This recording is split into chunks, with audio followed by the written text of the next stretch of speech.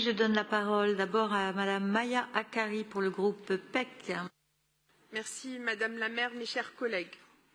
Force est de constater que de nombreuses grandes villes du monde sont concernées par la question de la gestion des déchets et notamment par l'explosion de la quantité de déchets émise par chaque individu, qui est une conséquence directe de la société de consommation dans laquelle nous vivons.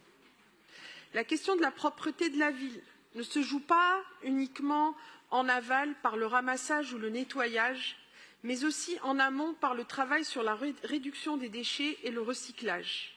Il en va des responsabilités collectives, mais aussi individuelles.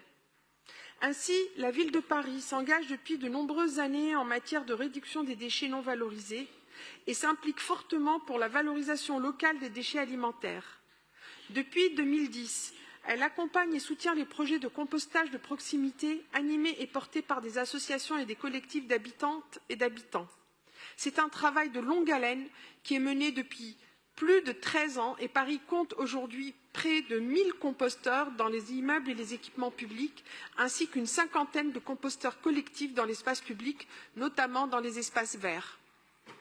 Afin de faciliter l'émergence de solutions nouvelles, de services, d'installations ou de modes d'organisation ingénieux pour la collecte des déchets alimentaires et leur valorisation locale, la ville de Paris a lancé en 2001 un appel à projet compostage de proximité.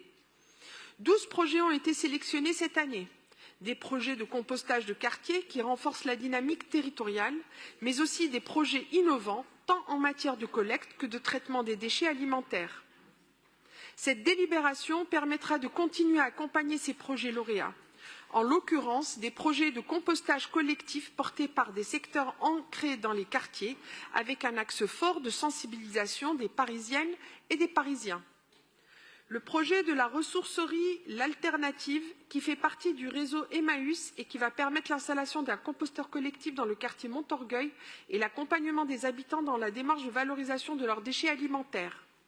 Le projet du pailleur 1001 Vie Habitat rue Morée dans le quartier Belleville et le territoire zéro déchet de Belleville-Fontaine-au-Roi, avec notamment des actions de sensibilisation, des ateliers et des animations.